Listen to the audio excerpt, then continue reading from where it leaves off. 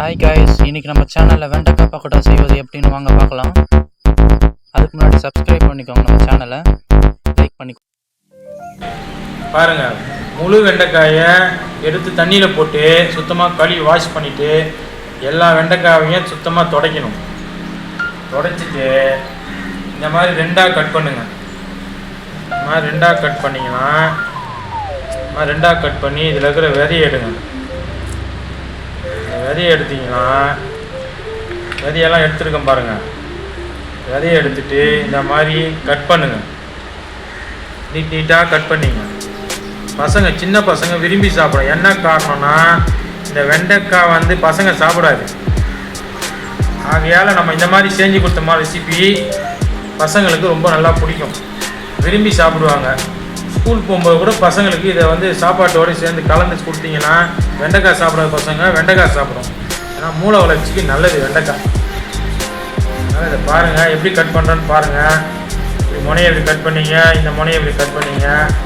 சென்டராக கோடு போடுங்க. அப்படியே சென்டராக கோடு போட்டு உள்ளே இருக்கிற விதையே எடுங்க. உள்ளே இருக்கிற விதையை கை நீட்டி இப்படி எடுத்திங்கன்னா இப்படி வந்துடும். இந்த வெறும் இந்த தோல் வரைக்கும் போடுங்க. போட்டிங்கன்னா இந்த மாதிரி கட் பண்ணி நீட்டாக போட்டுங்க.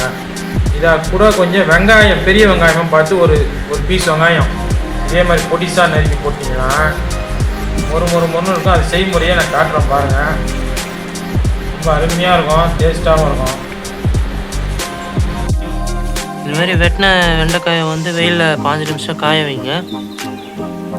வெண்டைக்காய் வெயிலில் வதக்கினது இப்போ வெயிலில் வச்சுது. இது பார்த்துக்குங்க. இதில் 2 வெங்காயம், பெரிய வெங்காயம் எடுத்து இந்த மாதிரி அரிஞ்சிக்கணும். அரிஞ்சிக்கிட்டு பச்சை மிளகா, 4 பச்சை மிளகா போடுங்க. போட்டுட்டு இந்த மாதிரி உதிரியாக கட் பண்ணி வச்சுங்க வெங்காயத்தை. அதான் கூட இதை சேருங்க. வெண்டைக்காய் நறுக்கி வச்ச வெண்டைக்காவை சேர்த்துக்கிட்டு சேர்த்துக்கிட்டீங்களா, இதை கூட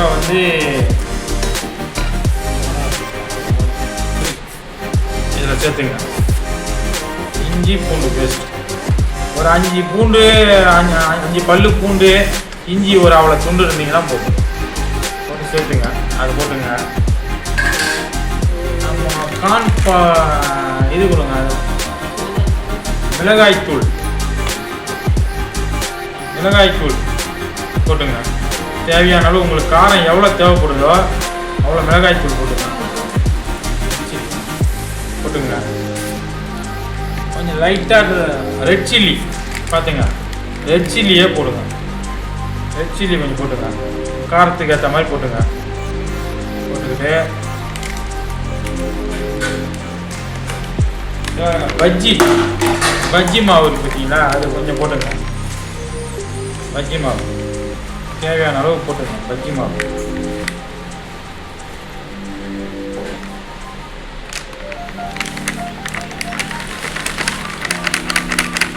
போட்டுங்க.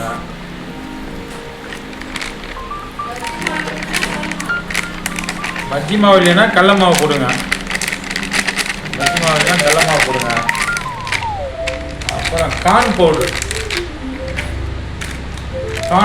பார்த்தீங்கன்னா சோள மாவுன்னு வாங்க, கார்ன் மாவு அதை கொஞ்சம் போடுங்க. அரிசி மாவு கொஞ்சம், கார்ன் மாவு கொஞ்சம் போட்டுங்க. கார்ன் மாவு போட்டு அரிசி மாவு, பச்சரிசி அரைச்ச மாவு இருக்கு பார்த்தீங்களா, அது போடுங்க.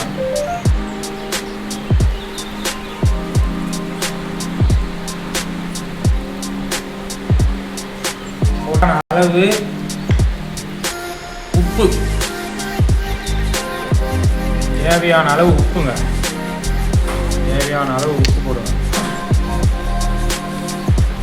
தேவையான அளவு உப்பு.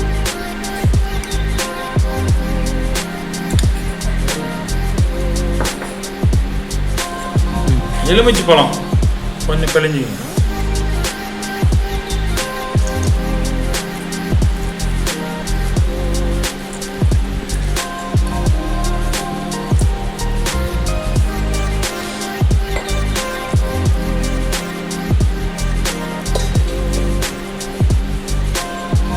எலுமிச்சை பழத்தை ஒரு பழம் பிழிஞ்சிடுங்க.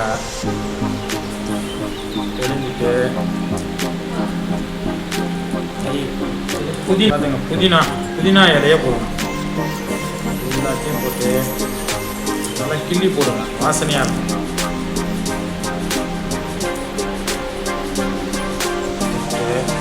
தயிர் பசுமாட்டு தயிர், இது எங்கள் வீட்டாண்ட கிடைக்கும். இது இந்த தயிரை கொஞ்சமாக போட்டுங்க.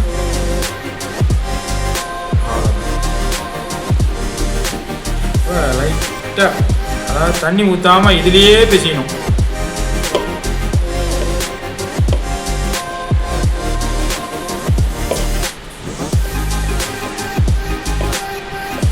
அப்படியே இதுலேயே பிசைஞ்சிங்கன்னா உதிரி உதிரியாக வரும்.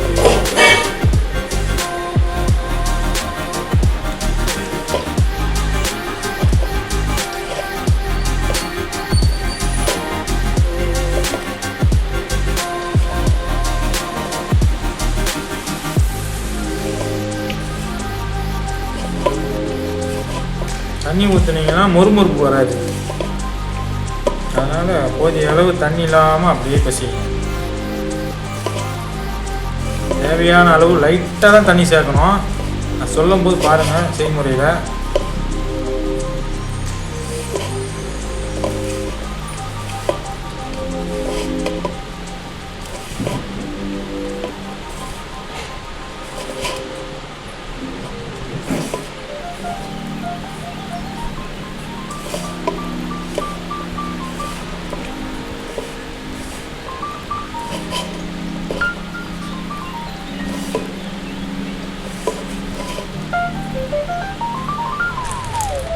கொஞ்சம் லைட்டாக கான் மாவு சேர்த்துக்கிறேன்.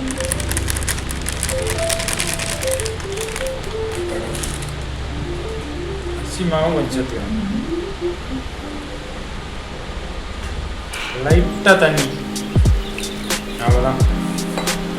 இதுக்கு மேலே தண்ணி ஊற்றாதீங்க.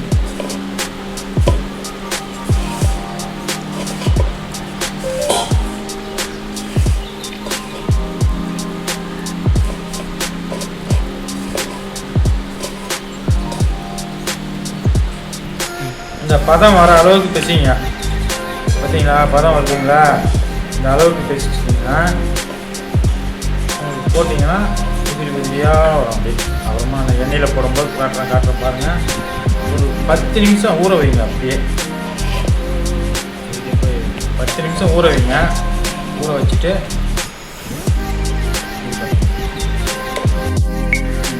10 நிமிஷம் ஆயிடுச்சு. என்னமோ எண்ணெயில் பொரிச்சு எடுத்துக்கலாம்.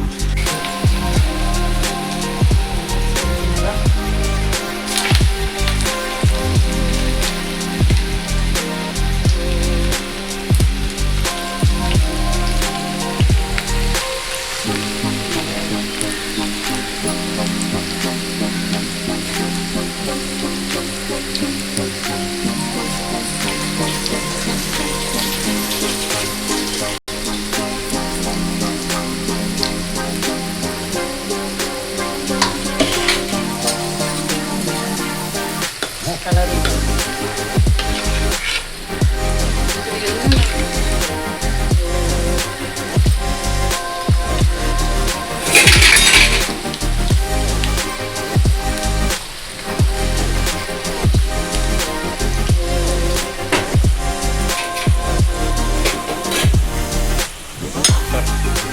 இந்த மாதிரி செஞ்சு வச்சது எல்லாத்தையும் இப்போ எண்ணெயில் பொரிச்சு எடுத்துக்கலாம்.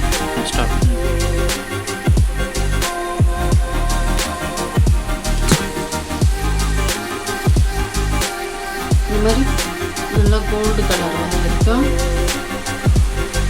பாருங்கள். நல்லா கோல்டு கலர் இது பாத்திரத்தில் வச்சு இந்தமாதிரி சிகப்பானவனா எடுத்துடுங்க. நல்லா இதுமாரி எல்லாத்தையும் பொரிச்சு வச்சாச்சு. வெண்டைக்காய் பாடா ரெடி.